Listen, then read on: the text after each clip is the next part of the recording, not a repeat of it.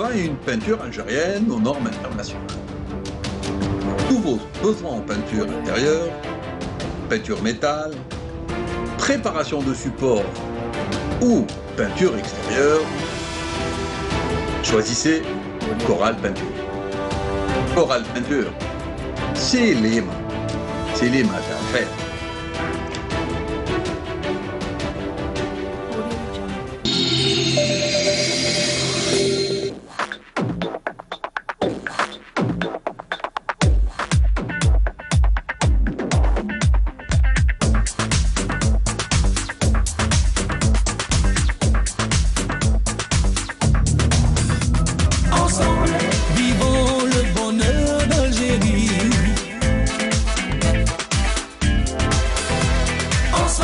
Apprécions les couleurs d'Algérie. Le soleil, les merveilles du pays, un réveil de fraîcheur et de vie. Ensemble, vivons un moment de nostalgie. Vous savez les couleurs, le bonheur, le bonjour d'Algérie. Mesdames, Messieurs, bonjour, très heureux de vous retrouver pour une nouvelle brise d'été à partir de la station régionale de Constantine avec un programme qui est assez varié, même s'il colle à l'actualité, puisque nous parlerons toujours de la pandémie et de tout ce qu'il faut faire pour continuer à combattre cette maladie qui est bien là, installée. Elle n'est pas partie, la Covid est toujours là et c'est pour ça qu'il faut faire attention. Le docteur Belhajm, le professeur Belhajm Moustapha nous en parlera un peu plus. Dans la deuxième partie, on va parler de ce que a fait le secteur de l'éducation comme préparatif à la rentrée scolaire, mais aussi tout ce qui a trait à la maladie, comme prévention, comme vaccin. Nous en parlerons avec Belinda Noir, qui représentera la direction de l'éducation de la wilaya de Constantine. Et puis enfin, on parlera...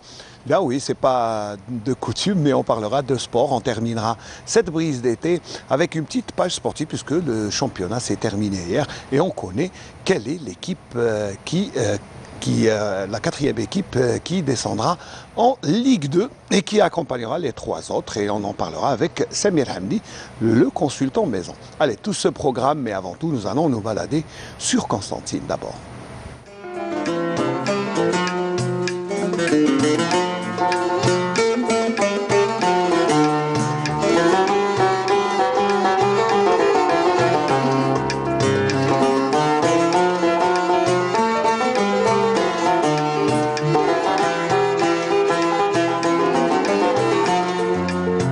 صمتينا نار هكذا ترى قلبي محير فكرت ايام الصغر توحشت القعدات يا كباب القنطرة عدات عمري المخير الله يرحم حبابنا وجميع اللي مات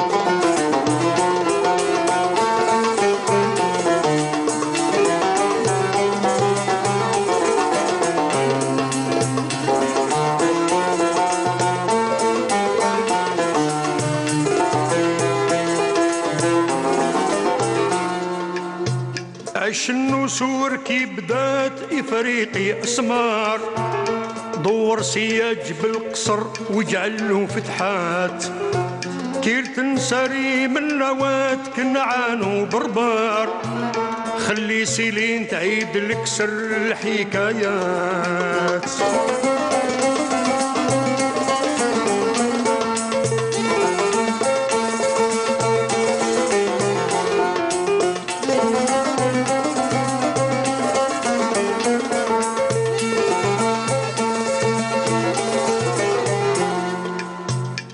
قصرتنا كي برات باباها قدر هاد الربوة العالية فيها ذكريات قال الصراع ميا وفات قرطاج تدمر قال التاريخ قرطة دقت الويلات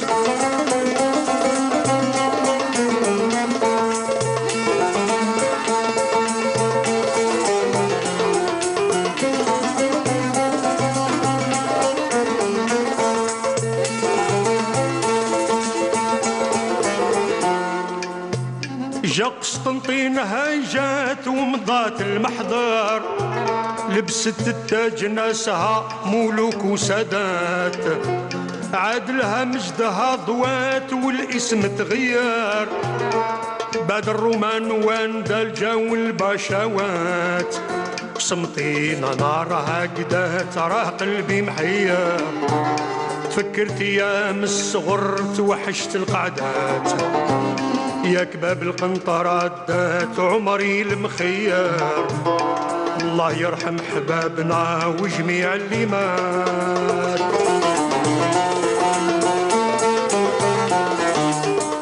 Voilà, une belle balade version Cherbi, pardon, avec le texte de Nordin Derwish chanté par notre ami Hamdi Mohamed. Voilà, donc on va directement au sujet qui nous intéresse et qui est la pandémie, bien sûr, de la Covid-19. En ce moment, bon, c'est vrai qu'avec la baisse un peu du nombre des cas, ben, il y a eu la réouverture des plages. Bon, ça va, c'est une bonne nouvelle, hein, docteur? Surtout en certains d'été, on en avait bien besoin. Excellente nouvelle, on va Excellente dire. nouvelle. Après un mois quand même de confinement, Absolument. voilà. Absolument. Mais la situation est là, ça ne veut pas dire qu'on doit se relâcher. Loin s'en faut. Voilà. Loin s'en faut. C'est vrai qu'on a atteint des pics de 1920 malades jour, mais là, ça fait quand même une bonne semaine. On est autour de 450, 500. Ça diminue pas, ça n'augmente pas, mais ça diminue pas. Je vous dis que c'est un plateau haut, ça se maintient donc à un niveau relativement élevé. Très bien. Ça ne diminue pas, franchement, on n'est pas tombé de 400 à 200, hein, on n'y est pas encore. Je On pense reste pas quand même à un niveau qui est inquiétant. qui est inquiétant, Et voilà. c'était le pic de l'an passé. Hein. Oui. Je vous rappelle, l'an passé, les plages ont rouvert le 15 août. Très. Voilà, donc il ne faut pas avoir la mémoire courte. Et donc là, bon, la réouverture des plages n'est pas du tout synonyme d'amélioration globale de la situation. Elle reste maîtrisée, mais elle impose quand même de prendre toutes ces précautions, y compris sur la plage. La distanciation Et plus que de physique mise. est plus que de mise, C'est hein, nécessaire. la plage, donc les regroupements dans des plages petites, serrées, etc., c'est pas bon du tout, quoique la diffusion du virus en milieu au grand air est très limitée, pour ne pas dire inexistante pratiquement. Mais si on se rapproche trop l'un de l'autre, eh ben, on crée un micro-environnement où on peut se contaminer quand même. On va dire quand même qu'entre deux parasols, un bon mètre et demi, Un bon ça mètre et suffit demi, largement. ça suffit largement. Avec le soleil, Absolument. avec Non, le... ben, allez, un mètre et voilà. demi, c'est la distance requise pour la distanciation sociale. Donc Très il n'y a pas de problème de ce côté-là. Voilà. Mais enfin, encore une fois, la réouverture des plages est C'est une bonne nouvelle. une très bonne nouvelle. Ça nous permet de respirer un peu sans aucun jeu de mots. Mais ça doit rester une bonne nouvelle. Voilà, et ne pas en faire, Voilà, un quand même, argument ne pour pas la dépousser, rendre voilà. très mauvaise, parce Absolument. qu'il est possible. Ah oui. Il ne faut pas aller tous en masse, il faut essayer de réguler tout ça. Voilà. Absolument. Ça, c'est la bonne nouvelle. Mais bon, il faut continuer aussi à dire que la maladie est présente, et donc ça veut dire qu'il faut continuer à respecter les mesures barrières, mais Absolument. aussi, Plus que n'oubliez jamais. pas, le vaccin est plus que essentiel. Plus que jamais. Voilà. Plus que jamais, vraiment. Je constate comme ça prend de plus en plus d'ampleur cette histoire de vaccination, et c'est tant mieux, on ne peut qu'applaudir et se satisfaire de cela. Il y a quand même quelques, je ne sais pas si on peut appeler ça des bémols ou des couacs. J'ai entendu dire hier que certains centres exigeaient la sérologie avant de vacciner certains malades. Je ne sais pas si c'est vrai ou pas, mais je ne pense pas quand même. Je ne pense pas. Il y a Je une pense pas. directive Il y a une du directive, ministère de la Santé absolument. qui est claire dans ce sens. On n'exige pas de sérologie ou de test Systématique, PCR. du moins. Ou- Systématique. voilà, systématiquement, non. Voilà. Voilà. Il y a deux catégories de personnes auxquelles on doit exiger une sérologie. C'est les personnes symptomatiques. Ceux qui ont des symptômes, ça veut dire si, symptômes, bon, une si fièvre, j'ai une perdu, toux, voilà. etc. Ou bien des cas contacts qui vivent donc au Qui ont un contact d'un- Alors les cas contacts, il faut expliquer, c'est des gens qui sont en contact avec Voilà. une personne. malade, Peut-être, c'est à titre préventif. Hein, c'est- Ça, c'est préventif, mais il faut le faire quand même. Parce que si jamais ils sont atteints de la Covid, même asymptomatique, le vaccin ne va pas arranger la situation, loin s'en faut. Oui, bien sûr. C'est les deux seules situations où on doit exiger une sérologie. Voilà. Ou un test PCR, ça dépend de la durée d'incubation. Maintenant, pour le reste, j'espère que ce ne sont que des fake news. Parce que j'entendais que. Oui, comme il y en a beaucoup. Voilà. Voilà, les fake news, il y en a beaucoup, mais les anti-vaccins, comme bon, il y en a, ils diffusent des informations, des moitiés de vérité, on va dire. Hein. Ils Voilà. vous disent, bon, par exemple, que le vaccin il est efficace à 50%. Bah, tant mieux, c'est l'histoire du verre à moitié plein ou à moitié vide. Hein. Voilà. Moi, je peux le voir à moitié plein, le verre à 50%. Hein. Même si 50%, la Covid, ce n'est pas une maladie rare. Hein. C'est une maladie qui a touché 212 millions Ah, de 212 millions, terriens. Oui, c'est quand même. C'est pas une maladie rare. Donc 50% de 212 millions, c'est 106 millions. Hein. Si on sauve 106 millions, c'est formidable. Déjà. C'est là, c'est Voilà. énorme. Mais ce qu'ils oublient de dire, c'est que eh bien, les cas vaccinés, Ils ne font pas de forme grave. même s'ils font des formes graves, rares sont les cas qui font des formes graves, Absolument. pour ne pas dire, et 0 décès. Zéro. Zéro. Et pratiquement zéro admission en réanimation pour les vaccinés. Pratiquement, je n'ai pas les chiffres en tête, mais pas seulement en Algérie, Rarement, partout, rarement. partout. On avait l'autre jour le professeur Faudel Khalifa qui avait des chiffres de toute la région. Et il disait que pas eu de cas de décès de vaccinés. Voilà. Mais s'il y a un cas, c'est très rare. C'est énorme, c'est un acquis considérable, là. C'est vraiment énorme. C'est qu'il faut prendre l'aspect positif et non pas négatif. Absolument, absolument. Et puis il faut arrêter de dénigrer ce qui marche. Et que ceux qui dénigrent le vaccin, marhaba, qui nous proposent une solution de rechange. On veut bien, nous. S'ils ont une solution de rechange, eh ben, on est preneur. Mais où est-elle? Et c'est vrai, ils vous disent qu'il faut compter sur l'immunité propre. Alors, l'immunité propre, c'est ma propre immunité, mais elle ne suffit pas. Moi, je suis pas la terre entière, moi. Je suis immunisé. Si vous ne l'êtes pas, le virus continuera de circuler. Et qu'il circulera. C'est-à-dire que la problématique, on va en parler peut-être après, la problématique, c'est celle de l'immunité collective. L'immunité collective, c'est un concept qui est idéalement merveilleux. Ça consiste à ce que tout le monde soit immunisé, soit par le biais de la maladie, soit par la vaccination. Si c'est le cas, si on atteint, alors avec le variant Delta, ça monte très haut. On était à 60% avec le One, maintenant il faut 90% de la population. Oui. C'est pas facile à voir. Mais si on l'a, le virus n'aura plus personne à contaminer, il va s'éteindre de lui-même. Ça c'est merveilleux, ça c'est... Voilà. Et comme on ne peut pas éthiquement inciter les gens à tomber malades, Bah donc, oui. donc on les vaccine. Voilà. Il vaut mieux les faire vacciner voilà, que... de leur dire allez-y au contact de quelqu'un.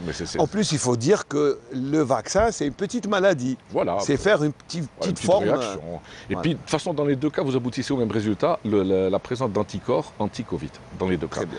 Bon, donc, si on veut vraiment atteindre l'immunité collective, c'est par le biais de la vaccination.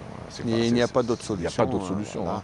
Et puis il faut dire aussi que quand on compte sur son immunité propre, Oui. eh bien, on fait vivre le vaccin, on le perpétue. Absolument. Voilà, c'est ce qu'il faut, on lui donne une autre chance de vivre Et on ou casse. de muter, ce qui a été le cas du Delta. Absolument. Plus on tarde à vacciner, plus on favorise l'apparition de mutants et plus la vaccination perd son efficacité. C'est un cercle vicieux qu'il faut transformer en cercle vertueux. Pardon. Comment le faire? Eh ben, en vaccinant complètement et là, le virus ne pourra plus circuler et c'est fini. Alors je ne sais pas si un jour la Covid disparaîtra, personne ne le sait d'ailleurs. Ben, c'est comme la grippe, hein, elle est Voilà. toujours présente. Elle est toujours La présente. grippe espagnole, en 1920, a fait des désastres, ravages. Ravages. Elle est toujours présente, sous d'autres formes, mais bon, elle est là. Alors en parlant de ça, pourquoi je dis que ce virus-là c'est un tueur? Quand on voit les statistiques, 4,5 millions de décès pour 212 millions de cas. contaminés et 7,5 milliards d'habitants, on se dit bon, 4,5 millions de décès, c'est vrai que c'est un chiffre quand même, mais ça nous donne un taux de létalité, c'est-à-dire le nombre de décès rapportés au nombre de cas atteints de 2,1%. C'est pas énorme quand on voit deux. Mais, Ouais, c'est imaginons un petit peu. Si la Covid était survenue un siècle avant en lieu et place de la grippe espagnole, Oui, on n'avait ni antibiotiques, ni Lovenox, ni rien du mais tout. on n'avait pas. Alors si la grippe espagnole chloroquine, aurait fait ni, entre 50 et 100 c'est- millions, je vous laisse imaginer ce qu'aurait fait la Covid. C'est pour ça que c'est un tueur, il faut s'en méfier, il faut. C'est Et en vrai, plus, les armes pour la combattre, on les a. On les a.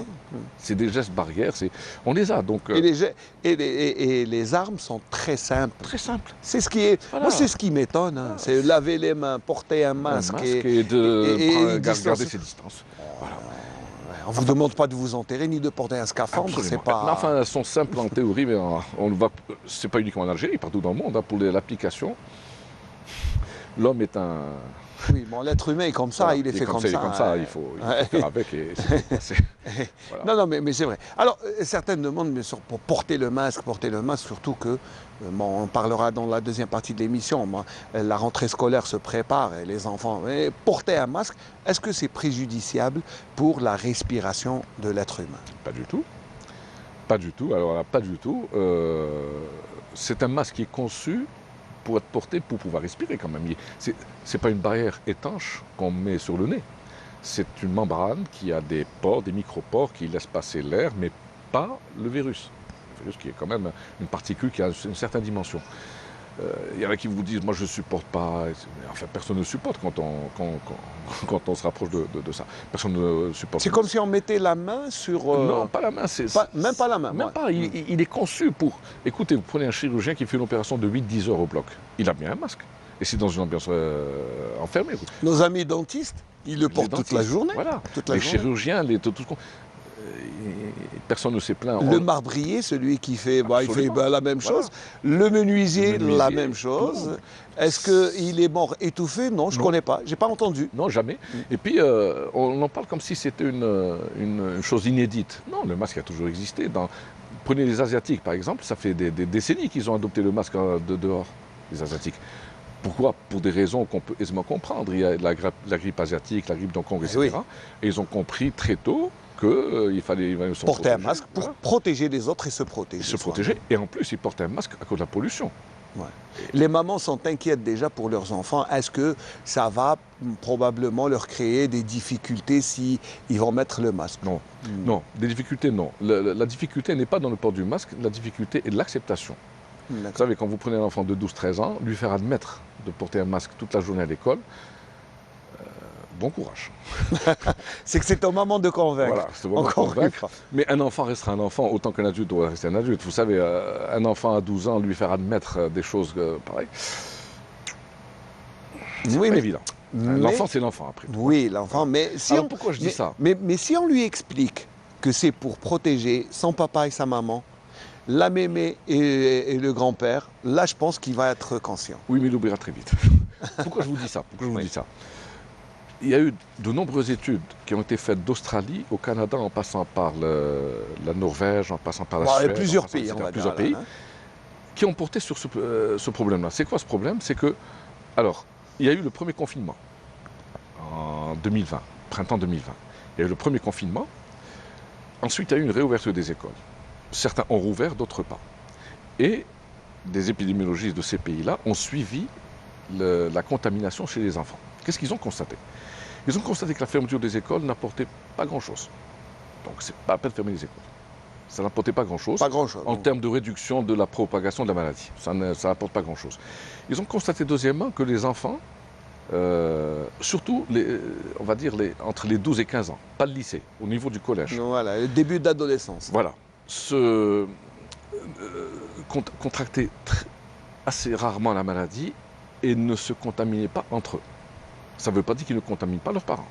Je dis bien qu'ils ne se contaminent pas entre eux. Pourquoi ils ne se contaminent pas entre eux? Parce qu'ils sont petits, ils sont jeunes, ils ont une excellente immunité. Très bien. Par contre, quand ils rentrent chez eux, ce n'est pas le cas. Les parents n'ont pas l'âge de leurs copains. Eh oui. Voilà, c'est ça le drame. C'est pour ça qu'ils disent qu'au niveau du collège, on n'est pas très très inquiet par rapport au lycée. Les lycées, c'est un autre problème. À partir de 15 ans, on est un jeune adulte, on n'est plus un grand enfant. Voilà. On est un jeune adulte. Donc on commence à avoir les problèmes des adultes. Et il y a beaucoup plus de formes graves entre 15 et 18 ans qu'entre 12 et 15 ans. Et donc le problème, puisqu'on va en parler, je vais empiéter un petit peu sur ce qui va venir, le problème de la vaccination chez les enfants, je pense qu'à partir de 15 ans, on ne discute même pas. Je pense, à mon avis. On ne discute pas. Bien sûr, il doit être entouré d'un certain nombre de précautions dont on va parler. Mais entre 12 et 15 ans, c'est-à-dire, pourquoi je dis tout ça, c'est pour... Il ne faut pas trop en vouloir également aux enfants. Un enfant reste un enfant. Vous lui dites, vous lui expliquez tout ce que vous voulez, il vous dit vous avez beau lui expliquer que c'est... mais c'est un enfant, c'est l'inconscience, c'est l'insouciance de l'enfant. Oui. Il est structurellement conçu comme ça, on est tous passés par là, c'est comme ça, c'est la vie. Mais c'est pour dédramatiser un petit peu. C'est vrai que les enfants oublient les bonnes recommandations, les bonnes... Mais ça reste des enfants et nous, de notre côté, on est plus ou moins rassurés, au moins pour eux. Au moins pour eux. Mais on est moins rassurés pour les parents, pour les grands-parents. Et pour nous-mêmes, on est parents. On est moins rassurés pour nous. Mais pour eux, on n'est pas trop inquiets. C'est-à-dire que lorsqu'ils vont à l'école et lorsqu'ils vont enlever leur masque, si jamais il y a quelqu'un avec eux dans la classe qui est asymptomatique ou pas et qui se contamine entre eux, il n'y a pas très gros risque de forme grave. Très bien. On n'est pas très inquiet. Voilà ce que je veux Donc dire. là, c'est pour rassurer un peu. Voilà. Mais toujours est-il que la forme grave est celle qu'il faut éviter le plus. Absolument. Surtout, comme on a connu, vous savez, ces derniers temps, on a connu beaucoup de crises, manque d'oxygène extraordinaire, ce qui a, dans un autre cas, c'est un élan de solidarité. Et là, c'est juste pour rendre hommage à certains bienfaiteurs, certains mécènes à Constantine, qui ont eu un geste d'altruisme extraordinaire. Vraiment, il n'y a rien à dire. Voilà. Pourquoi on montre le sujet? On va montrer un sujet, puisqu'ils ont été accueillis par le Wali de Constantine, qui leur a... c'est pour encourager d'autres mécènes à faire la même chose, à aider, parce que aider son prochain, c'est faire vivre la planète. Le sujet.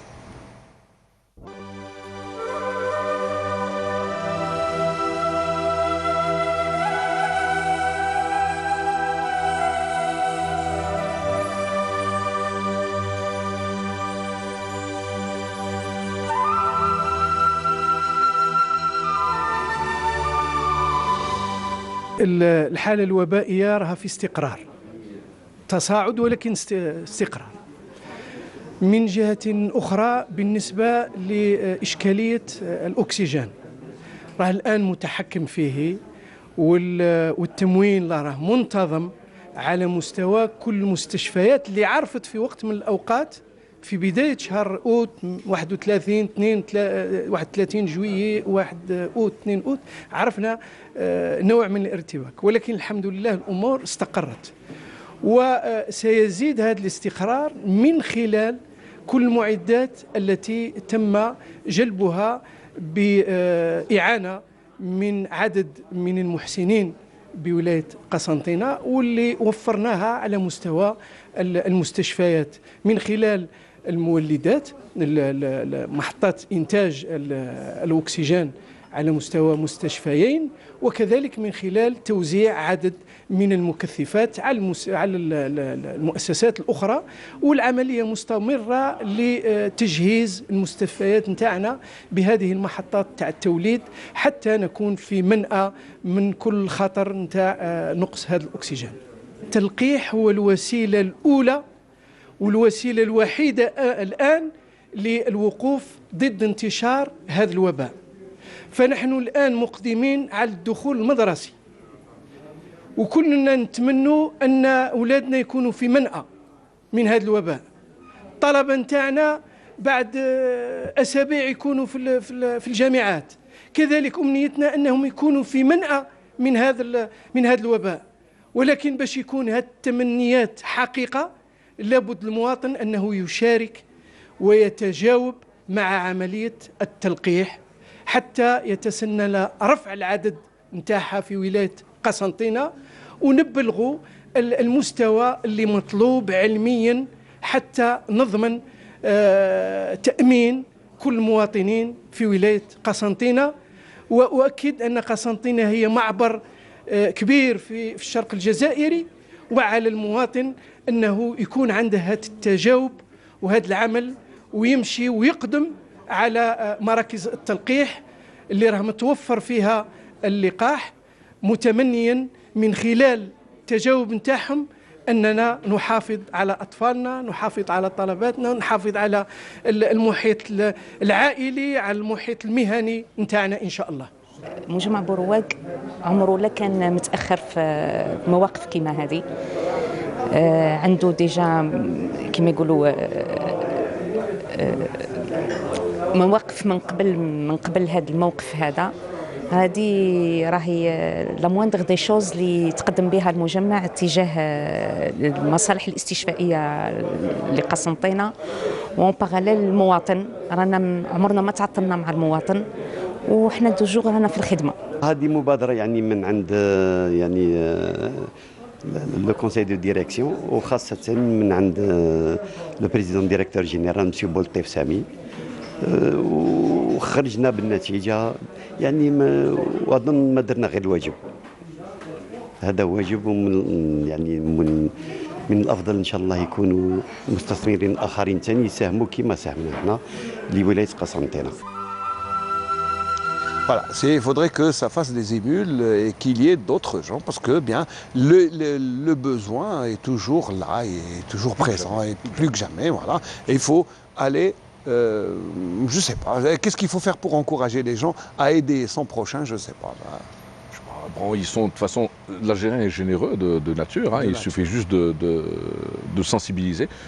Je ne sais pas j'ai pas très bien suivi ce qui s'est passé pour les toxines, mais j'ai vu ce qui s'est fait en Kabylie pour les incendies, mais c'est admirable, c'est chapeau, qu'il faut tirer vraiment chapeau pour ces gens-là. Moi j'ai vu des gens monter avec des caravanes de dons, etc. Ah oui. L'Algérien est généreux. Hein, لا alhamdoulilah, معنا ماذا بينا يكملوا et de la générosité qu'on les يزيد يكمل, ils portent le masque, ils respectent la distanciation. Voilà. Alors rapidement, on va essayer de passer sur deux sujets quand même qui sont importants. Est-ce que, bon, pour l'instant, la campagne de vaccination est là, elle est là, mais est-ce que, bon, déjà, il y a beaucoup de gens qui ont fait la deuxième dose.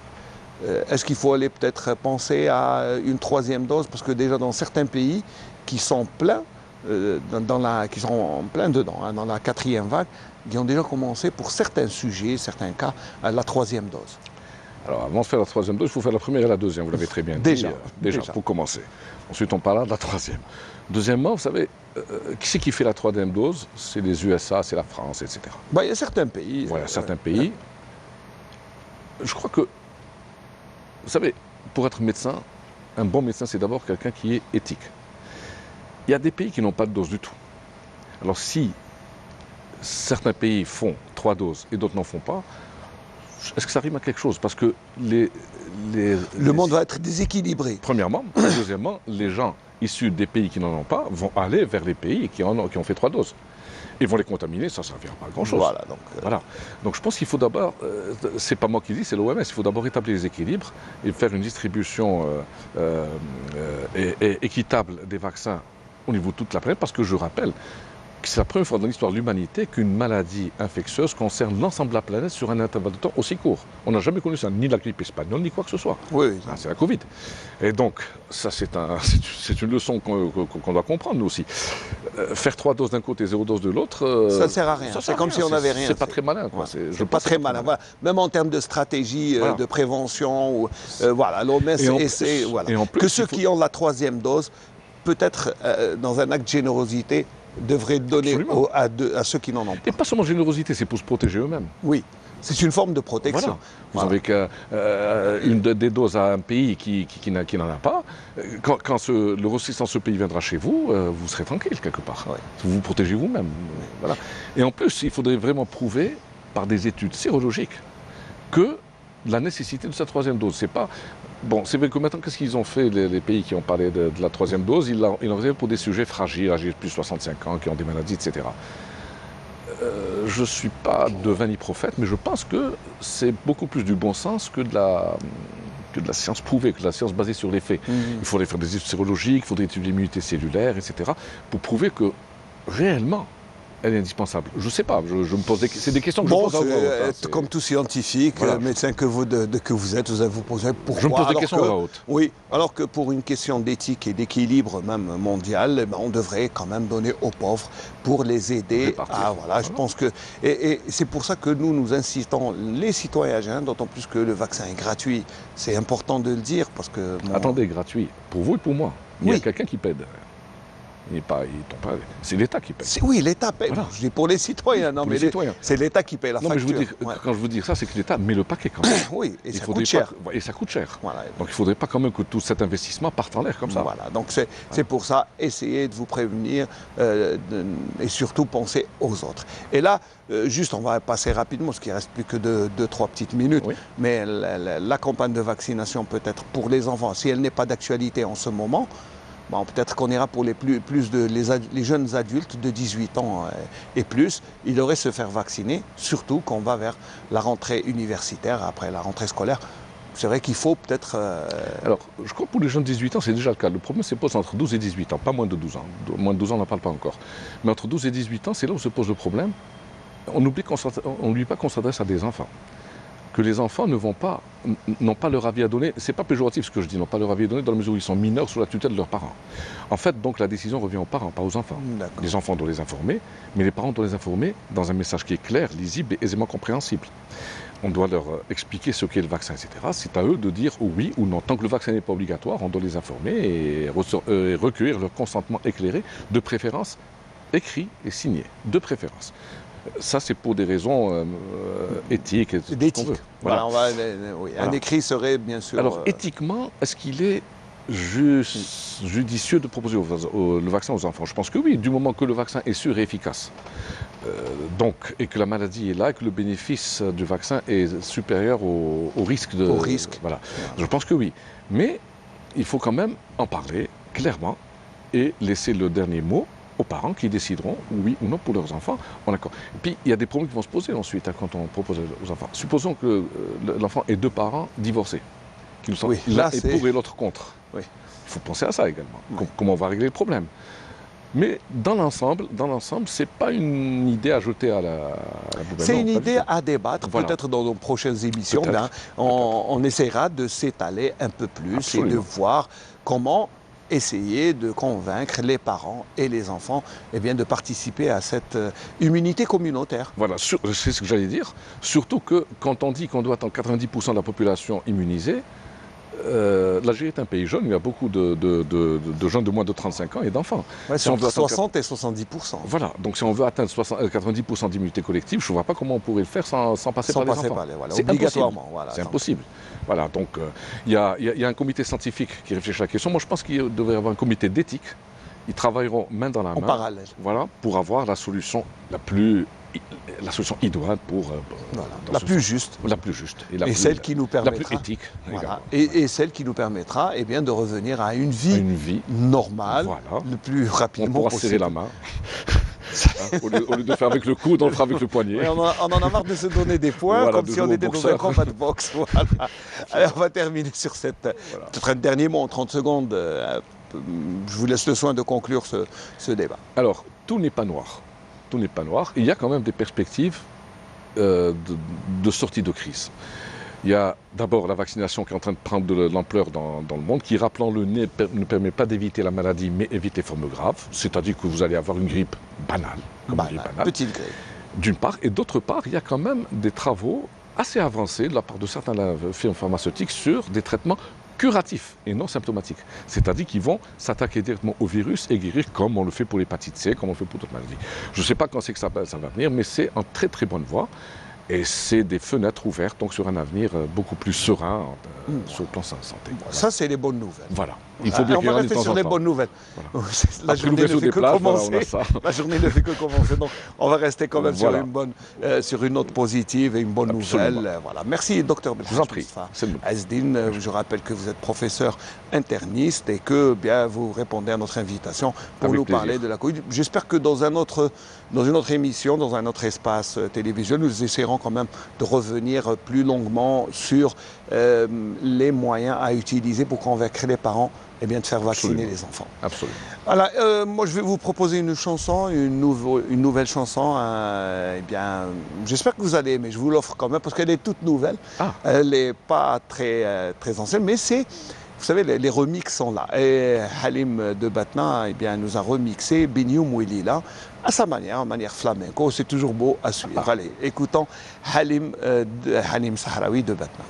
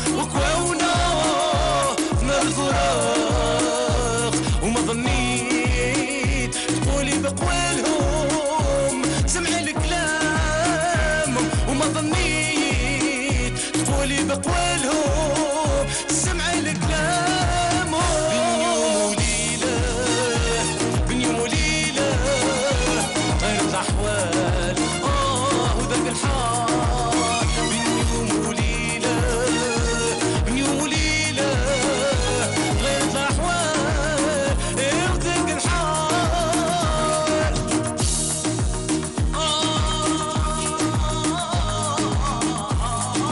Toujours un plaisir de réécouter Halim de Batna, Halim Sahraoui, avec cette belle chanson. J'espère qu'elle vous aura plu, Belinda. Oui.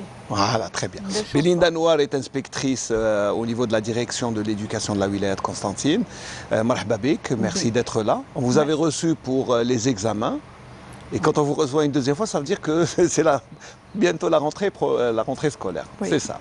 Alors, comment on se prépare? Parce que c'est une rentrée particulière. Il va falloir, encore une fois, aménager le programme, justement parce que la Covid est toujours présente. Qu'est-ce que vous avez fait au niveau de la wilaya de Constantine? Voilà, c'est vrai. On a allégé, on a revu les plans d'apprentissage. On a revu en mois de juillet. La tutelle a appelé quelques inspecteurs pour alléger ce programme, pour le revoir et l'adapter en fonction de cette conjoncture. Donc ça veut dire que vous avez pris l'expérience des 2 années, parce que c'est Oui. bon, une moitié d'année scolaire et toute une année. Apparemment, ça a donné de bons résultats. De bons résultats, oui, effectivement. Et surtout, quand ils ont scindé les groupes pédagogiques en 2, donc l'effectif est de moitié. Donc, la prise en charge des apprenants a été facile pour les enseignants. Ce qui est bien, c'est que les parents sont contents parce que leurs enfants sont mieux, ont remarqué quand même une nette amélioration dans pas seulement le comportement, mais dans les résultats scolaires. Et en même temps, le programme est allégé. Est-ce que ça veut dire que l'ancien programme était assez lourd, était chargé? Non, il n'était pas chargé. Il a été fait en fonction, on n'avait pas cette conjoncture. Oui, bien sûr. Donc il y a une réduction de nombre de semaines. Donc c'est pour ça qu'on était obligé d'adapter les programmes en fonction de cette conjoncture. Donc c'est un programme qui est étudié en fonction des semaines. Dans le temps, on avait 36 semaines d'apprentissage. Oui, mais ce qui est bien, c'est qu'on a remarqué même les enfants ont plus de temps pour jouer, Oui, pour se reposer. Oui. Et pour apprendre. Exactement. Parce que par exemple au primaire, ils travaillent, ils vont à l'école un jour sur 2. Voilà. Et la journée libre, ils ont quelques activités à faire. Et puis, le ministère a pensé à faire des enregistrements, des séances pédagogiques. Sur YouTube, ils peuvent trouver ça. C'est l'ONEFA, c'est l'Office national de l'enseignement de la formation à distance. Et on trouve les mêmes cours dispensés, c'est-à-dire qu'on n'a pas de difficulté, c'est le programme. Oui, c'est le programme. C'est les enseignants qui ont présenté ces cours. Donc, c'est des enseignants qui sont au courant des programmes, qui ont l'habitude d'enseigner ces activités. Comme nous, à la télévision, nous avons une chaîne qui est consacrée spécialement aux étudiants et à l'éducation. Donc on enregistre aussi pour notre chaîne Ma'arifa qui diffuse les cours et leçons qui sont dispensés dans les différents paliers. C'est ça qui est bien, c'est qu'il y a, on va dire, l'éducation s'est adaptée aux technologies du moment et elle est en train de les utiliser pour contrer cette maladie qui est là, bien sûr. Tout à fait, parce qu'il y a des séances, il y a le présentiel, il y a le distanciel. Donc on joue sur les deux. Et pour l'instant, ça va. On va dire que à quelque chose malheureusement, ça a au moins poussé l'éducation à alléger un peu les cours et puis à mettre les enfants et les enseignants dans de meilleures conditions parce qu'avec quand même la moitié de la classe, c'est plus facile de faire un cours. Oui, bien sûr. Plus facile, oui, d'une part, et puis de prendre en charge les difficultés de tous les élèves, de remarquer quel élève présente telle ou telle difficulté et de le prendre en charge. Donc c'est normal. Plus le nombre est important, moins la prise en charge est moins importante. Et plus il est réduit, on prend mieux en charge ses élèves. Et puis l'enseignant est plus serein et plus apte à donner un bon cours que quand il y a le brouhaha, parce que généralement quand il y a beaucoup d'enfants, eh ben, c'est difficile à gérer, il faut le dire. Et là, c'est l'un des bienfaits de la maladie. c'est qu'elle a donné au moins des cours. Mais est-ce que c'est suffisant pour un programme complet? Est-ce que l'enfant ne va pas avoir des manques? On a pris ce qui est essentiel, ce dont l'élève a besoin pour son apprentissage, pour telle ou telle année. Par exemple, pour les langages fondamentaux, on a essayé de prendre ce dont il a besoin pour pouvoir passer à une classe supérieure. Donc c'est un allègement, et ça a été un allègement qui a été très bien étudié de la part de nos collègues inspecteurs. Oui. Bon, ce n'est pas fortuit, ce n'est pas par hasard, ça a été étudié parce que certains parents risquent de vous dire ben, mon enfant n'a pas eu la scolarité qu'il lui faut. Non. Il faut rassurer les parents. Oui, je les rassure. Alors, dans un autre contexte, bon, les préparatifs battent leur plein au sein du secteur de l'éducation. Mais là, vous allez d'abord, qu'est-ce qui a été fait pour la vaccination du personnel enseignant et l'encadrement dans le secteur de l'éducation? Oui. D'ailleurs, il y a un travail en coordination avec la direction de la santé. Et vous l'avez remarqué, sinon vous l'avez vu, pendant les vacances, il y a eu l'ouverture des établissements pour la vaccination. Ils ont ouvert quelques établissements pour permettre aux citoyens de se faire vacciner. Et ils ont fait appel à l'UDS, l'unité de dépistage et de suivi, pour pouvoir suivre cette opération. Et tout ça sous l'égide de M. Le Wali. Donc ils vont ouvrir la vaccination pour le personnel de l'éducation, va commencer, pour les enseignants, commencera à partir du 7. Donc ils vont signer parce qu'on sait que l'administration c'est le 1er septembre, les enseignants c'est le 7. Donc la vaccination pour tout le personnel de l'éducation commencera à partir du 7 dans les différents établissements. C'est-à-dire qu'ils vont venir signer leur PV de reprise et par la suite, voilà, il y aura la campagne de vaccination. On a 46, il y a 46 UDS plus 3. De nouvelles unités, 2 à la nouvelle ville et 1 à Massinissa. Très bien, tout ça avec un personnel bien sûr de la santé qui va encadrer l'opération, ça va se faire comme... Bon, déjà une petite expérience, puisque que vous le disiez, certaines écoles ont ouvert leurs portes dans certains quartiers pour la vaccination. Vacciner les citoyens. Voilà. Ça c'est pour les enseignants, pour l'encadrement. Bon, pour ceux qui ont déjà le vaccin, il n'y a aucun problème. Peut-être une dose de rappel. On va juste montrer l'exemple de Biskra. Biskra qui a mis en place un dispositif adéquat pour accompagner cette opération de vaccination. Regardons le sujet de Younes Lekheldib.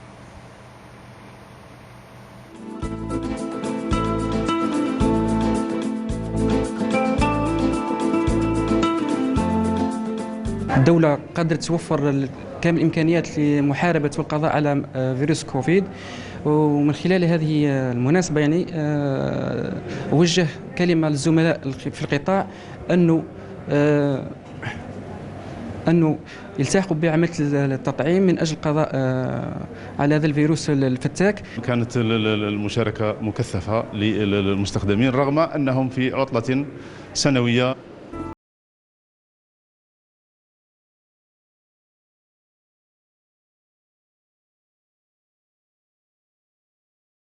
شرعنا في تلقيح موظفي قطاع التربية لولاية بسكرة والذين يقارب عددهم 20,000 موظف، وزعناهم على 46 نقطة، منهم 29 وحدة كشف ومتابعة عبر الولاية و17 وحدة للصحة الجوارية.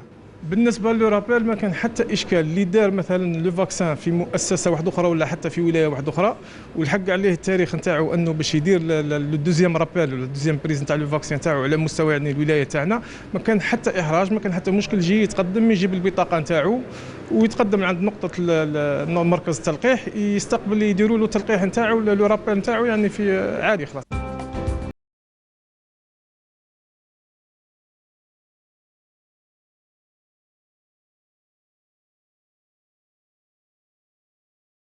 êtes invité, bien sûr.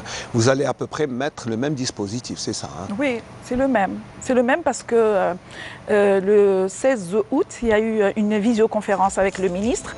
Il y a eu une planification, une organisation de tout ce protocole sanitaire.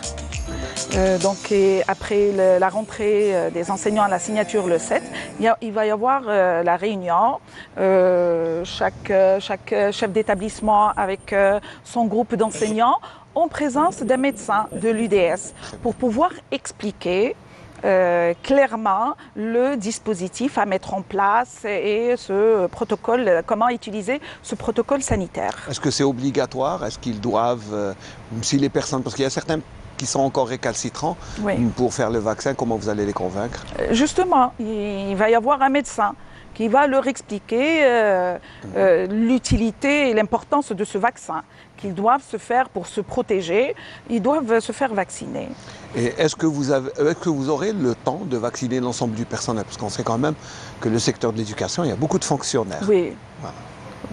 Voilà. Tout a été organisé, on aura le temps pour vacciner tout le monde, tout le personnel de l'éducation.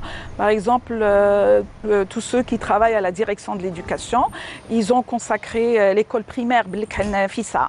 Donc c'est là-bas qu'ils vont se faire vacciner. Sinon, les autres, ils ont leurs établissements pour se faire vacciner. Voilà. Ouais. Et puis, dans cette réunion, ils vont impliquer même les autres partenaires sociaux, comme l'association des parents d'élèves, pour la sensibilisation, pour leur montrer comment... Voilà, les syndicats également, surtout. Les syndicats et les associations des parents d'élèves. Donc tous les partenaires sociaux. À Constantine, ça va commencer samedi, je crois. Le lancement de l'opération, c'est samedi, le début. Samedi, vous allez lancer l'opération. Oui. Alors, il faut dire aussi que parmi les autres dispositions que vous avez prises au sein de la direction de l'éducation, et c'est suivant bien sûr les directives du ministère de l'Éducation nationale, c'est qu'il y a eu, vous allez réserver dans chaque école ou dans chaque établissement une classe pour isoler les cas symptomatiques, ceux qui présentent des symptômes. Est-ce que toutes les écoles ou tous les lycées, tous les collèges ont assez d'espace pour déléguer on va dire, réserver une classe spécialement pour les cas asymptomatiques, enfin symptomatiques? Oui.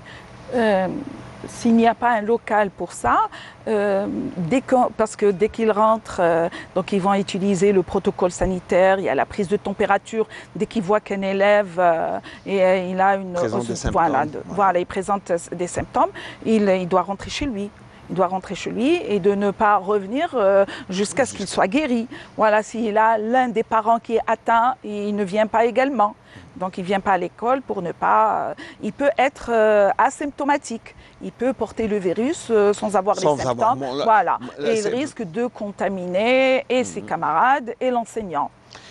Mais comme beaucoup de parents s'interrogent, mais le port du masque est obligatoire. Le port du masque, ils vont distribuer il va y avoir la désinfection. D'abord. Donc avant la rentrée, avant même le 1er septembre, la rentrée de l'administration.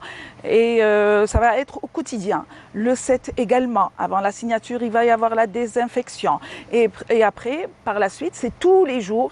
Et je dirais, c'est 2 fois par jour même. Dès qu'il termine la matinée, il rentre, il désinfecte. Et le soir aussi, dès qu'il termine et rentre chez eux, il y a une désinfection des locaux.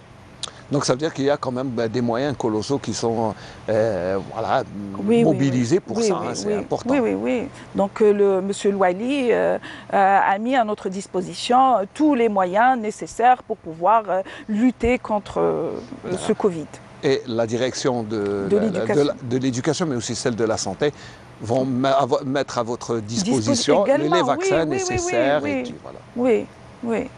Voilà. Donc, si vous avez quelque chose à rajouter, parce qu'il faut rassurer les parents, ils sont un peu inquiets, leurs enfants vont porter les masques, vont être en contact, donc peut-être qu'il faut les rassurer, et surtout que vous vous êtes donné le temps pour vacciner tout le personnel. C'est pour ça que la rentrée scolaire a été repoussée de quelques jours. Le 21. Jusqu'au Pour 21. le 21, oui.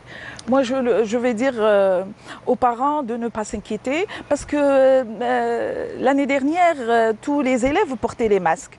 D'ailleurs, quand on allait dans les établissements, on voyait, ils étaient assidus. Ils avaient d'ailleurs dans chaque salle, il y a les grandes bouteilles de gel hydroalcoolique.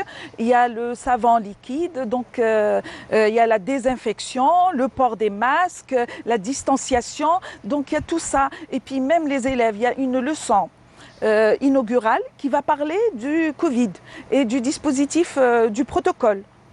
Ça, c'est le premier cours, comme d'habitude. Le premier cours, voilà. La leçon inaugurale portera sur ce virus et sur le protocole sanitaire. Et puis, surtout que les enfants pourraient être le vecteur de contamination. C'est pour ça que c'est un risque beaucoup plus pour les parents que pour les enfants eux-mêmes. Oui.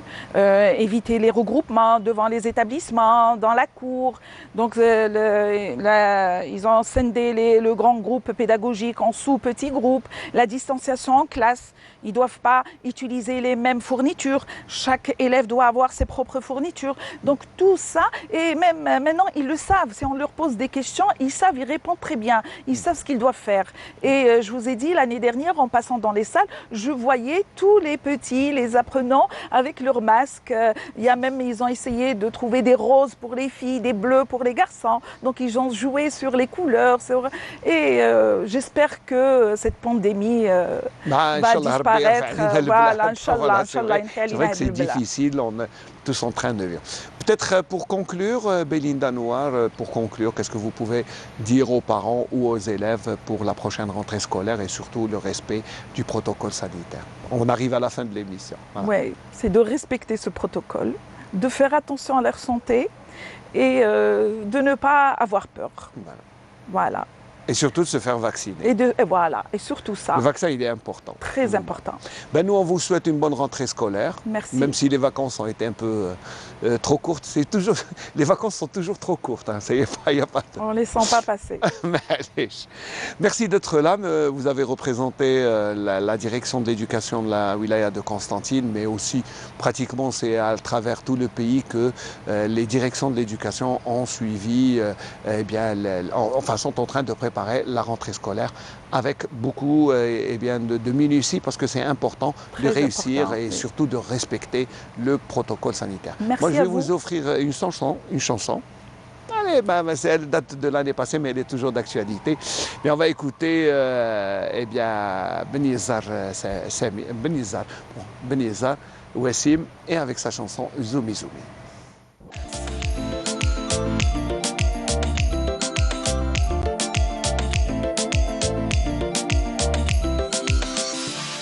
قالوا علينا كلام عيان هاد الناس فيهم غير اللسان الراس معمر والقلب عفان حقدو غيره وعسان يا وزومي زومي يا الراي يا وعسبتي اللي تكون قلع باي باي قطع نقص لي ذنوب زومي زومي يا الراي عرفك مليان كتوب قلع باي باي يا راني هاني السحفوظ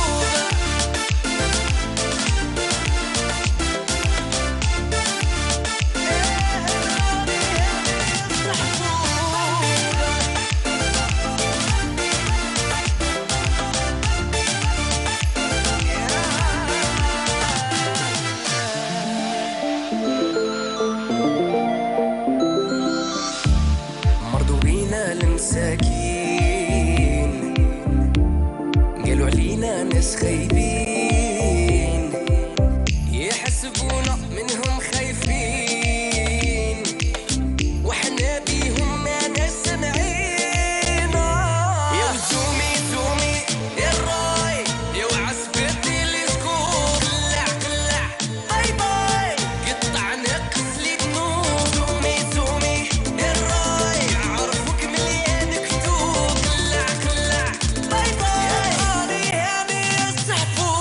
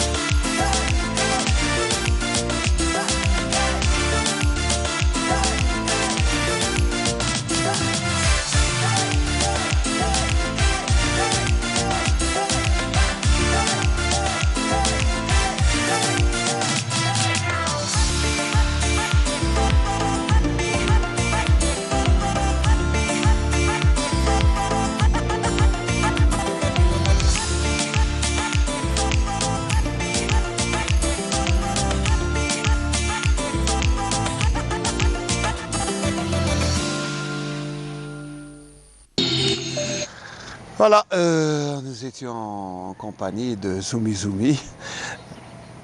Oui, bien sûr, parce qu'on a oublié le spot. Oui, bon, bah, le spot, il faut. Hein, le spot, c'est de la publicité. Voilà. Allez, le spot.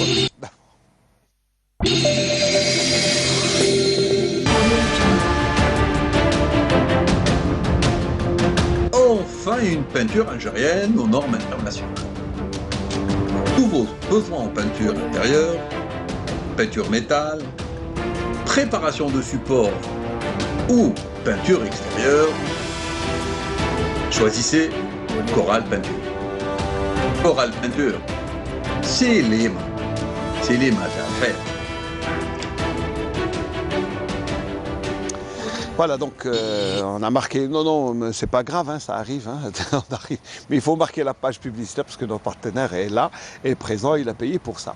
Voilà, donc dernière partie de l'émission, on va parler de sport, et puis vous savez, quand je prends mes fils, c'est pour parler de sport, parce que il y a des chiffres, il y a des résultats. Alors, hier, on a joué la dernière journée du championnat, mais c'est pas terminé. Ah, Samir Hamdi. Bonjour Smaïl. Bonjour. C'est pas terminé. C'est pas terminé. C'est la plus longue saison du football, je pense. Même si de mémoire, je crois il y a eu une saison où on a terminé au mois de septembre-octobre, je crois. Enfin, c'était en 1991. Ouais, c'était une année exceptionnelle. Oui, année aussi. exceptionnelle. Mais là, c'est un championnat qui va s'éterniser encore, vous l'avez dit, Smaïl, parce qu'il reste une journée. 28. Jusqu'au 28. Il reste un match. Un match, oui, c'est un match plutôt pour clôturer la journée. Mais voilà, hier, la journée qui s'est jouée hier, il y avait quand même, on va dire que les résultats étaient, il y avait 3-4 matchs où les résultats avaient une incidence directe sur la relégation. C'est vrai qu'il y a une dizaine de jours, on a connu le champion, le vice-champion et celui qui va participer à la Coupe de la CAF. Mais hier, c'était la dernière journée pour déterminer le dernier relégable, à savoir, il y avait 3 équipes en lice, à savoir l'Asso Chlef, le Ouad Tlemcen et l'Assem Ain Lila. Et malheureusement, pour cette équipe, cette équipe de Ain Lila, elle a perdu et alors, donc elle a descendu. On va juste donner les résultats. Ouais. D'abord, le tableau, Riyad, s'il te plaît. Alors, les résultats de la 38e journée qui s'est jouée hier. Nous avons bien sûr toute la journée s'est jouée, donc tous les matchs. Pas le classement, d'abord les résultats. Après, on ira voir le classement parce que le classement est assez particulier parce qu'il faudra dire. Non, pas le classement. Non, ça c'est le classement. Moi, on a besoin des résultats. Des résultats, d'abord, avant d'aller au classement. Non, ça c'est pour le match qui reste à jouer. C'est vrai que, voilà, les résultats. Merci. Donc voilà, le CRB a battu Biskra 4-2. Borj-Bouaréré et Médéa ont fait 2 buts partout. Skikda a enregistré une autre défaite devant l'USMA d'Alger, 3-0. Un but a suffi à Tlemcen pour battre l'Entente Sétif. Paradou a perdu son match devant la JS Kabylie, un petit but. Match prolifique en but, 4 buts partout entre le Ned et le Mouloudia d'Alger. La jeunesse sportive de Sawara n'a pas fait de détails devant Ain Mlila. Ain Mlila, 4-1. Chlef a gagné 2-1 contre Reilizen. Mouloudia d'Oran a perdu devant Nejm Magra 2-1. Et le CSC a remporté une victoire dans les dernières minutes, 1-0. Voilà, ce sont les résultats de cette 38e et dernière journée du championnat. Juste pour rendre hommage à cette équipe de la JS Sawara, certes, elle est déjà... Elle a joué l'éthique sportive. Exactement, elle a joué vraiment l'éthique sportive parce qu'elle était déjà qualifiée pour la Champions League. Donc, pas Champions League, elle est qualifiée en Coupe elle de la pouvait être... Confédération. Entre guillemets une équipe en vacances, mais là non, elle a joué le jeu jusqu'à la dernière minute parce que si elle avait, allez, on va pas le dire, mais levé un petit peu, elle avait facilité la tâche à exactement, donc elle aurait peut-être un petit peu faussé le championnat, mais non, elle a joué le jeu et au contraire de d'autres équipes, peut-être on veut pas se mettre parce que c'est un championnat qui s'est en vacances, oui, c'est un championnat qui s'est éternisé, mais là. Juste les 2 dernières journées, il n'y avait pas vraiment de pression. On a vu les résultats, beaucoup de buts, mais surtout, elle a donné la chance aux jeunes joueurs de donner la pleine mesure de leur talent. Et là, on a vu quand on regarde alors les jeunes du Mouloudia d'Alger et du Nosr de Houssine qui font 4 buts partout, C'était le même cas, Smaïn, la semaine dernière. Borges, CSC, c'était 5-4, on a vu 9 buts. Le CSC qui remporte une victoire en fin de match grâce à Ben Sahli, dans la 93e minute. Exactement, c'est ça. Mais ce qui est bien, c'est qu'on a pu repérer quelques jeunes joueurs qui sont là, hein, qui, je crois, ont déjà leur place parmi l'équipe senior. Mais sincèrement, il faut faire vraiment place à ces jeunes. Il faut leur donner leur chance. Ils l'ont prouvé, hein, c'est pratiquement 2 ou 3 dernières journées, ils ont donné la pleine mesure de leur talent, mais surtout, ils ont confirmé que c'est des joueurs seniors, hein, c'est pratiquement... 21, 22, 23 ans. C'est des joueurs qu'on peut vraiment compter dessus, et je ne sais pas pourquoi on ne leur fait pas confiance. Malheureusement, je ne sais pas, il y a cette politique de recrutement de joueurs venus de divers horizons, alors qu'on a certains joueurs d'enfants du club. Je ne sais pas pourquoi on va chercher ce qu'on a sous la main. Exactement, c'est et qui coûte moins cher. Beaucoup moins cher. Beaucoup moins cher. C'est vrai qu'il y a une politique, des fois c'est pour satisfaire les cercles de supporters, on ramène tel joueur qui a tel nom, alors que c'est pas ça, les noms ne jouent pas. Hein, sincèrement, les noms, je ne vois pas beaucoup, Smaïl, parce que, mis à part 1 ou 2 joueurs qui sont connus, que tout le monde s'arrache et qui sont déjà peut-être partis se monnayer leur talent. L'exemple de Amora ou de Recha, des gens qui ont été, ou Kadri du Paradou, exactement, qui sont déjà en Europe. Ou peut-être un talent qui a déjà confirmé, qui est le buteur de notre championnat, à savoir Amir Sayoud. Qui est peut-être aussi lui aussi partant alors qu'il a déjà eu des expériences notamment en Égypte et en Tunisie. En Tunisie, je vois pas beaucoup de noms entre parenthèses qui sont illustrés durant cette saison. Mais c'est une saison qui aura marqué beaucoup plus, qui aura été marquée par sa longueur.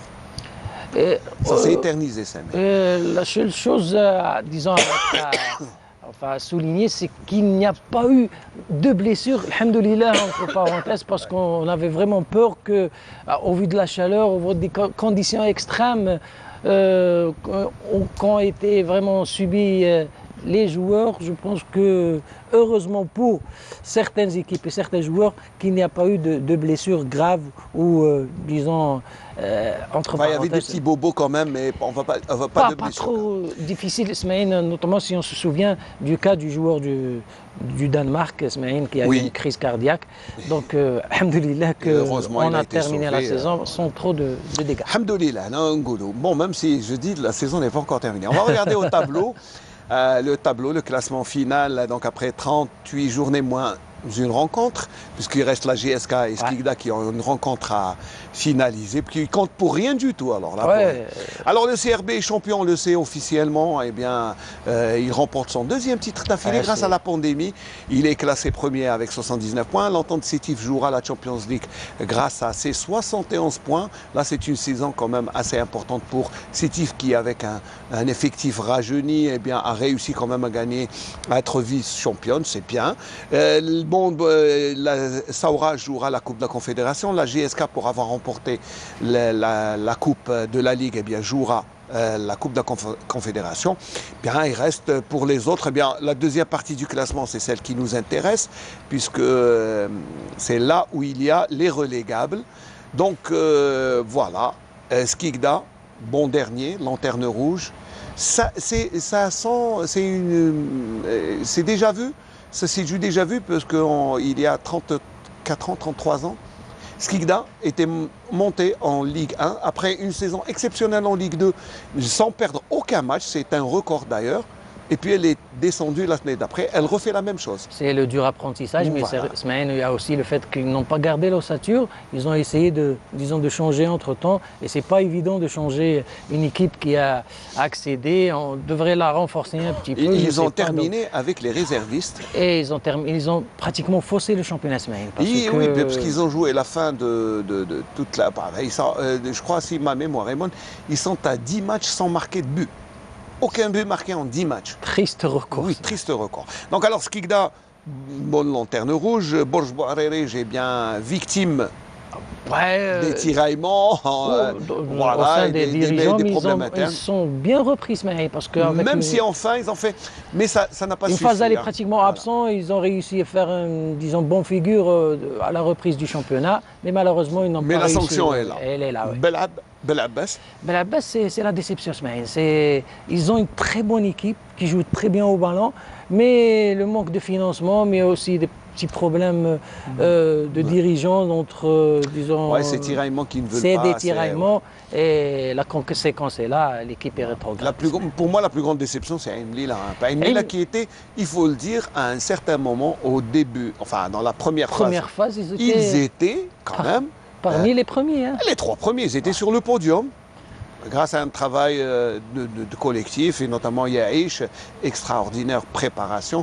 À la fin de l'année, ils étaient 4e, je me souviens très bien.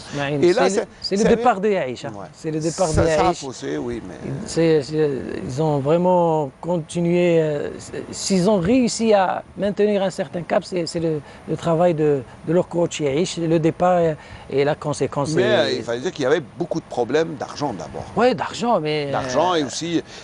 je crois qu'ils n'ont pas. Mais l'instabilité au sein du staff Smaïn compte beaucoup parce que, vous l'avez vu, Yaïch est parti au NED, et malgré les problèmes aussi au NED Hussein, il a réussi son challenge, c'est à savoir le NED Hussein est parmi l'élite. Donc il faut rendre hommage à ce technicien aussi, Smaïn. Oui, bien sûr, Abdelkader Yaïch, que nous saluons au passage, et qui n'a toujours pas répondu à notre invitation.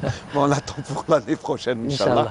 Mais voilà, donc, bon, il reste un match, on l'a dit, juste pour ceux qui, enfin, pour les statistiques, parce qu'il faudra toujours terminer saison.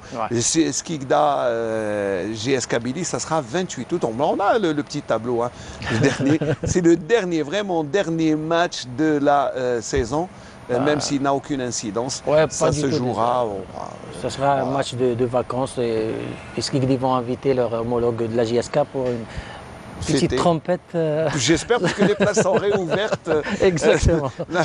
Voilà. Alors, quel enseignement on va tirer de cette saison, Samir, si on a des choses à retenir? Certes, c'est une saison assez longue. À retenir le fait qu'on a réussi à terminer la saison, malgré qu'avec 38 journées. L'incidence aussi sur cette longueur, c'est que les équipes ont été vraiment lessivées, Smaïn. Est-ce que ça va se répercuter sur la saison prochaine? Ça, c'est la question qui se pose, parce que c'est pas évident d'enclencher une autre saison alors que... Bon, alors la reprise est déjà... La reprise, c'est pour le 23 août. Le 23 octobre. Octobre, donc c'est pratiquement 2 mois, Smaïn. 2 mois, c'est pas évident de remettre... 2 mois, non, vous savez, ils vont prendre... 15 jours. Alors je sais, c'est même pas. Même pas, peut-être. Même pas, c'est une dizaine de jours. La reprise est prévue pour bon, pour certains clubs, je crois, c'est entre le 5, 6, 7 septembre. Bon, je pense que c'est suffisant. Mais moi, ce qui m'inquiète le plus, c'est qu'on va jouer encore une trentaine de matchs, 32, 18... La programmation avec l'accumulation des matchs, surtout avec les dates FIFA, l'équipe nationale, les échéances. Ça ne sera pas évident, mais il faut aussi que les équipes engagées en Coupe d'Afrique jouent le jeu, parce que c'est eux qui... Une fois qu'ils jouent une compétition africaine, ils demandent à ce qu'on reporte leur match suivant. Donc il faut penser à ça. Il faut que les équipes signent un engagement avant le début de la saison, même s'ils le signent souvent avant le début d'une saison. L'engagement de jouer la rencontre 48 heures après celle jouée en Coupe africaine, c'est pas trop respecté, malheureusement, alors qu'on devait, disons, jouer l'éthique sportive, parce que c'est... Vous savez, jouer l'éthique avec, comme vous savez, comme ces dernières journées où il y a beaucoup de rencontres sans enjeu. Sans enjeu, oui. Non, savez, il y avait certaines Moi, équipes. personnellement, joueur de football, comment me motiver? Moi qui suis en vacances, je n'ai plus d'objectif. Je me projette déjà sur la prochaine saison. Puis, je ne sais pas, c'est un peu me demander de faire des efforts supplémentaires avec le risque de blessure, parce que bon, il y a... C'est vrai. C'est pas évident. Oui, on ne peut pas en vouloir à Smaïn, Non, aux j'en veux pas aux joueurs. Mais c'est vrai que certaines équipes ont faussé, on ne le dira jamais assez, faussé cette fin de championnat, surtout pour les équipes qui jouent la relégation, Smaïn, parce que le championnat a été, disons, on a déterminé le champion, le vice-champion, il y a le 10 août. Le 10 août, donc... Le 10 août, il n'y avait plus rien à jouer. Ça veut dire que pratiquement un mois... Oui, un mois sans... Ouais. Nous sommes quand même nous sommes le 25 août, ça veut dire qu'on a joué 15 jours, mais il fallait régler, il fallait... Ça a donné la chance à certains joueurs, disons, des réservistes pour... Voilà, l'une des choses, c'est que les derniers matchs, on a vu de très bons joueurs. Et moi, personnellement, moi je l'ai dit à plusieurs reprises, je me demandais qu'est-ce qu'ils faisaient chez les réservistes, alors que dans l'équipe senior, il y avait des manques. Ça ne s'explique pas. Le manque de courage peut-être des entraîneurs ou des dirigeants pour imposer le joueur ou lui donner cette chance, je ne sais pas. On peut voir les images, Salah Ikhlef, des rencontres, surtout les dernières rencontres, parce qu'on a vu il y a des buts extraordinaires, des buts qui se marquaient. Mais aussi, c'est des joueurs aussi libérés. C'est des joueurs libérés qui n'avaient aucun problème à trouver le chemin défilé. Et je sais pas, c'est aussi la pression des supporters, pas d'obligation de résultat. Ils sont là pour se faire plaisir. C'est vraiment l'essence même du football, c'est se faire plaisir. C'est le jeu. Des fois, on oublie, nous, que c'est un jeu. On oublie, il y a souvent l'enjeu tue le jeu. On le dit souvent, surtout sur des rencontres où on joue pratiquement sa saison. On l'a vu dernièrement à Biskra Smaïn où les deux équipes étaient tétanisées. Ils n'ont pas pu jouer. Donc c'est pas évident aussi de faire. Par contre, là, deux équipes en vacances, on a vu. Ça c'est un exemple. Mais là, les bonnes choses à prendre et à tirer, c'est les leçons, parce qu'il faut toujours dresser des bilans. Là, on a vu quand même que plus les jeunes étaient libérés, plus ils donnaient satisfaction et plus ils étaient, ils nous offraient de très bons buts. Le plus bon exemple, c'est cette équipe de Sétif. C'était bien gré, mal gré, ils n'avaient pas d'autre solution que de faire confiance aux crus. Et là, on a vu l'éclosion des Recham, Drmoum et compagnie. Ils ont vraiment réussi à faire une excellente saison. Et pourquoi pas faire le même exemple chez les autres équipes. Surtout que cette saison, il n'y avait pas de public. Donc la pression du public n'existait pas. Donc ils pouvaient vraiment faire confiance à certains jeunes ou les incorporer petit à petit, notamment sur des rencontres à l'extérieur. Je ne vois pas pourquoi on ne l'a pas fait pour certaines équipes ou certaines écuries qui ont eu... les grosses écuries, c'est toujours des bolides, ils veulent toujours... Oui, ils veulent des joueurs de renom, entre parenthèses, mais sur le terrain, ça n'a pas été le cas. Ne donne pas autant d'efficacité. Là, on a vu des équipes libérées, certes, mais des beaux buts, des équipes prolifiques en but, des actions dignes des grandes équipes smaïnes. C'est le football qu'on aime. C'est le football qu'on aime voir. Ça me rappelle les rencontres des années 80 smaïnes où il n'y avait pas de calcul, c'est des équipes qui jouaient juste pour jouer et ça donnait des rencontres plaisantes à voir. Vous l'avez dit, Smaïn, c'est un jeu. Le football est un jeu, on oublie souvent que c'est un jeu. On oublie que c'est un jeu. Et surtout pour nous, il faut se faire plaisir et malheureusement, ce n'est pas le cas. On s'ennuie, des fois on s'ennuie. C'est vrai que des fois on s'ennuie, mais le plaisir de voir une belle rencontre de football, peut-être qu'il faut libérer les gens de cette pression et de l'obligation du résultat. Smaïn, j'ai jamais entendu, surtout ces dernières années, un président de club dire qu'il ne va pas jouer le titre et c'est pas normal, Smaïn. Pour moi, c'est pas normal. Il y a certaines équipes qui sont, disons, programmées pour jouer les premiers rôles. Il y a certaines équipes qui sont là juste pour se maintenir. C'est des équipes entre parenthèses de formation, si on veut dire.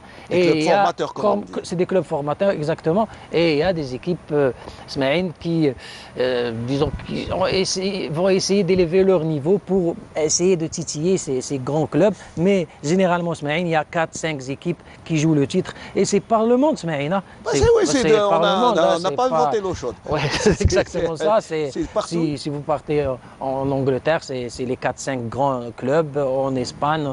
Chez nous, il n'y a pas d'outsiders, c'est tous des challengers. C'est exactement le cas. Alors, une équipe juste promue qui joue le titre, Ça n'arrive pas souvent. Bon, on ne peut pas faire un championnat avec des favoris. Exactement. Voilà, il faut toujours des surprises. Les surprises de cette année, est-ce qu'on en a? Je sais pas, moi j'ai pas vu de surprise. Bon, la surprise de l'année c'était Ain Lila, mais finalement ça. Mais il y avait Médéa. Il y a Médéa, c'est le travail de fond, parce qu'il y a quelques années de ça, c'est une direction qui cible. Stabilise. Une stabilité aussi. Mais qui cible les joueurs. Il y avait aussi un très bon entraîneur formateur, Smaïl Hadjar, qui a signé au CSC cette saison, enfin pour la saison prochaine. Et je dirais beaucoup plus la JS Kabylie, parce qu'on ne l'attendait pas vraiment avec des équipes. Pour moi, c'est l'une des satisfactions de exactement, la saison. Ils ont eu la main heureuse de trouver un bon entraîneur. Malheureusement, qui n'ont pas su garder. n'ont pas su garder, qui a réussi à monter une très bonne équipe qui est bien partie et qui a terminé le championnat. Malheureusement, elle s'est vidée. Hein, ça, oui, c'est le cas de le dire. Avec un parcours exceptionnel, ils ont terminé avec la finale de la Coupe de la CAF et une Coupe de la Ligue en fin de championnat avec des joueurs qui n'ont pas de nom, oui, on va dire mis à part 2 ou 3 pas d'étoiles, pas de stars, pas de stars, exactement. Pas pour de moi, d'affiche. C'est la révélation. Et aussi la confirmation de la JS Saoura Smaïn qui voyage beaucoup, mais qui reste stable. Il faut saluer l'éthique sportive jouée par Saoura jusqu'à la dernière journée. Chapeau à toute l'équipe, la sympathique équipe de Saoura qui a fourni les efforts et à jouer la probité. Ça, c'est ce qu'on demande à toutes les équipes, c'est de jouer à fond la caisse. Et puis, c'est ça. Grand salut, vraiment grand salut. Là, juste pour terminer, pour faire plaisir à notre ami Adel Saïdoun, et bien la confirmation du Shabab de Belouizdad, Shabab Zouj. Ah oui, Shabab Zouj, ils étaient bien partis. Enfin. Après l'avènement de cette société qui a su mettre en place les éléments de la réussite, après une saison pour sauver sa saison, puisqu'ils sont venus juste à la fin de la phase allée, je pense, il y a 2 saisons de cela. Et ils ont réussi à sauver, se maintenir. Coupe d'Algérie et la Coupe d'Algérie et la 2 titres, c'est Shabab Zouj Smaïn. Ils ont été construits pour ça, Smaïn, parce que il y avait remporter le titre. Oui, parce que certes, ils étaient un petit peu préoccupés par la Champions League en début de championnat. Ils ont délaissé un petit peu le championnat, mais là, avec la profondeur de banc aussi, ils ont terminé en trombe, on l'a vu. Ils ont pratiquement dominé toutes les équipes, vraiment haut la main. Donc, ils méritent vraiment ce championnat, et le deuxième, et on le salue. Alors, on salue bien sûr le champion, le vice-champion Sétif qui était Sétif, Saoura aussi, très excellente saison. Bon, bien sûr, les déceptions, c'est un peu le Mouloudia, un peu l'USMA d'Alger, le CS Constantine. Surtout le Mouloudia, oui, parce que c'est des équipes qui ont les moyens.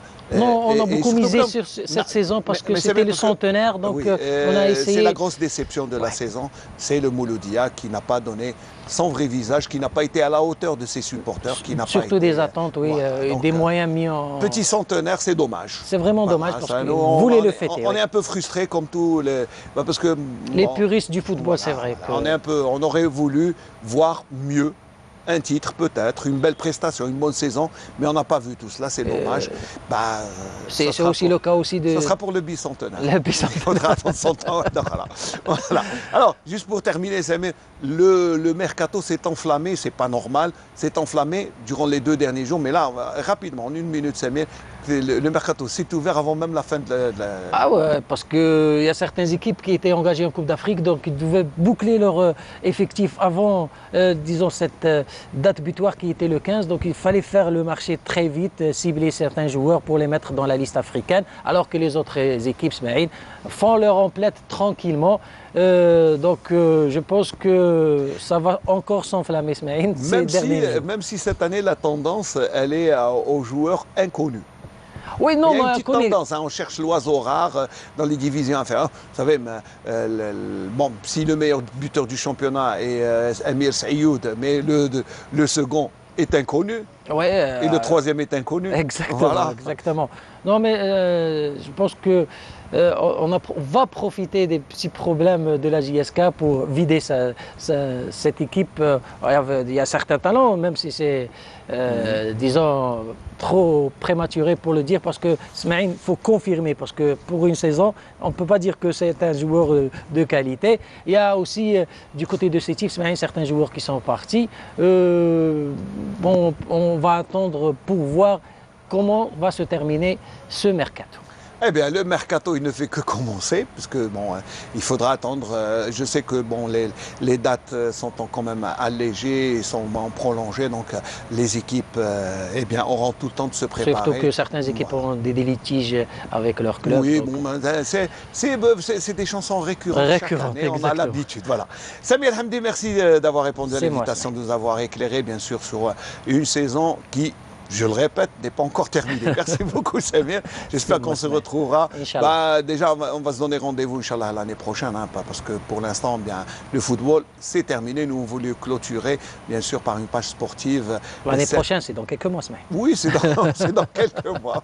Voilà, le championnat ne fait que commencer. Voilà, on va se quitter en chanson, mais avant, je voudrais remercier, bien sûr, alors d'abord les invités, toute l'équipe de la station régionale de Constantine pour nous avoir accompagnés ce matin pour cette brise d'été à partir de Constantine, réalisée par la réalisatrice Sarah Ikhlef. Merci pour toute l'équipe et on se retrouve, Inch'Allah, lundi prochain pour une autre brise d'été, mais on se quitte en chanson mode Chewi.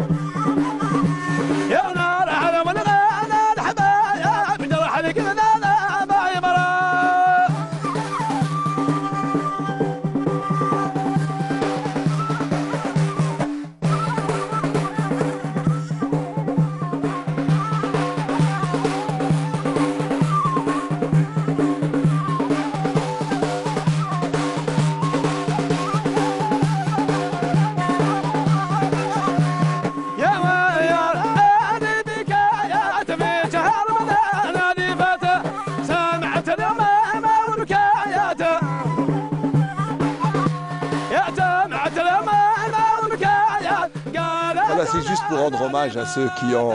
elle est dans la région Chewi.